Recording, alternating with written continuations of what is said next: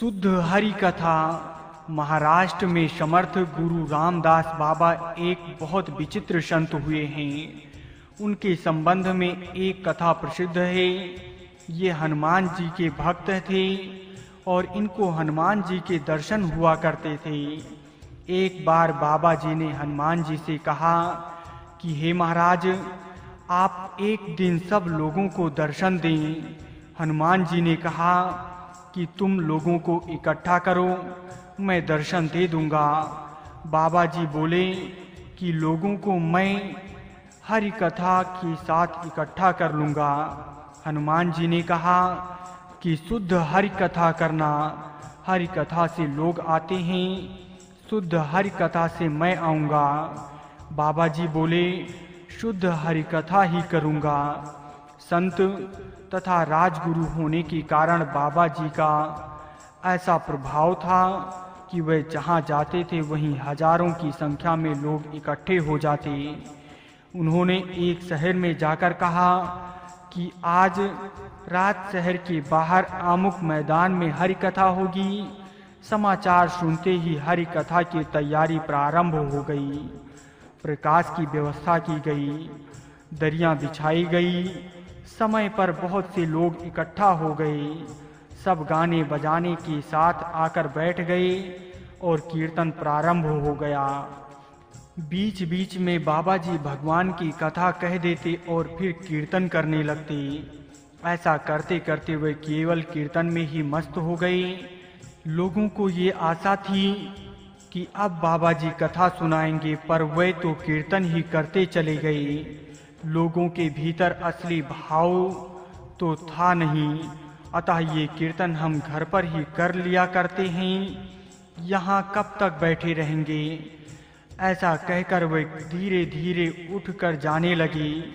वास्तव में वे घर पर कीर्तन करते नहीं थे। घर में कीर्तन करने की बात तो वहाँ से उठने का एक बहाना था। बाबा जी के पास में बैठे लोग कान पर जनेऊ टांग कर उठ गए। थोड़ी देर में सभी लोग उठकर चले गए। धीरे धीरे गाने बजाने वाले भी खिसक गए। बाबा जी तो आंख बंद करके अपनी मस्ती में कीर्तन ही करते रहे, क्योंकि वे हनुमान जी की आज्ञा के अनुसार शुद्ध हरि कथा कर रहे थे।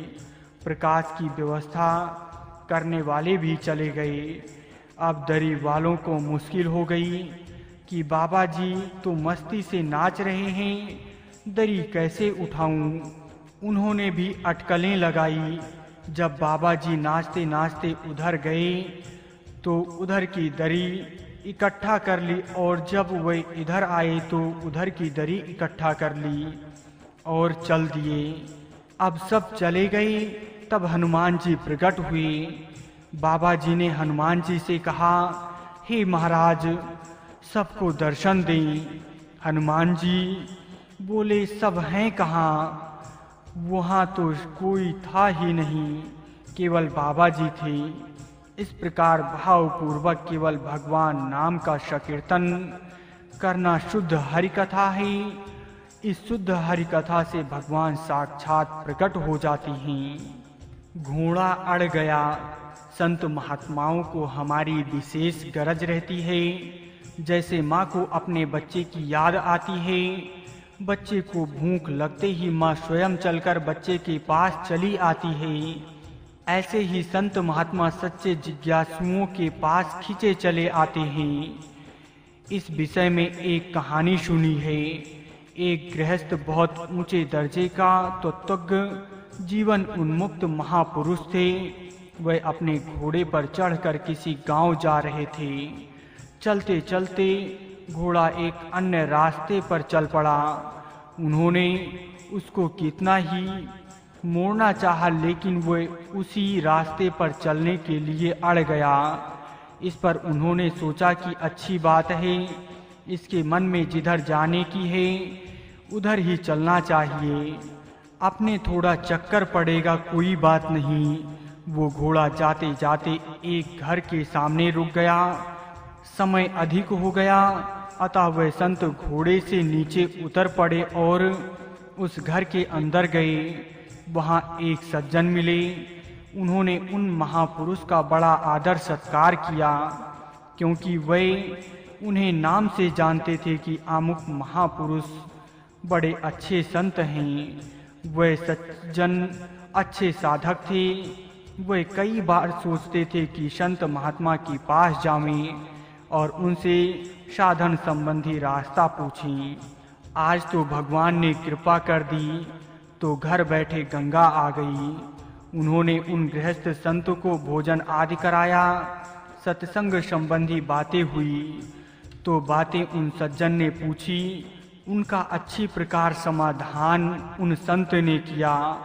वह संत जाते जाते बोले कि हे भाई, जब भी कोई शंका हो तो ये मेरा पता है, आ जाना या मुझे समाचार कर देना, मैं आ जाऊंगा।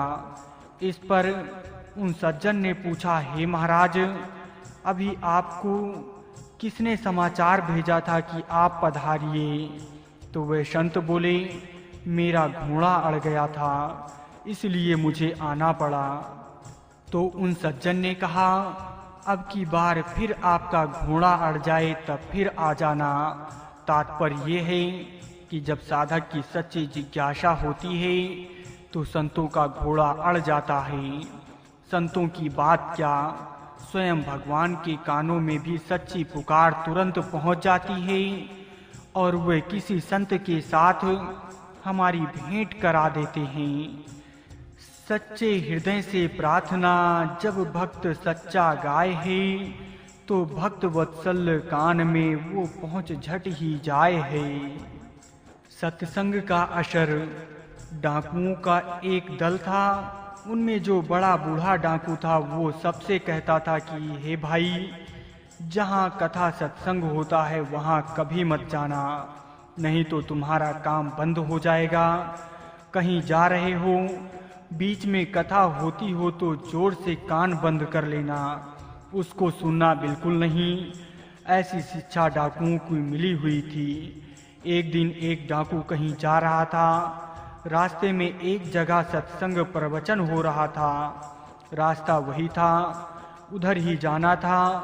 जब वो डाकू उधर से गुजरने लगा तो उसने जोर से अपने कान दबा लिए। चलते हुए अचानक उसके पैर में एक कांटा लग गया।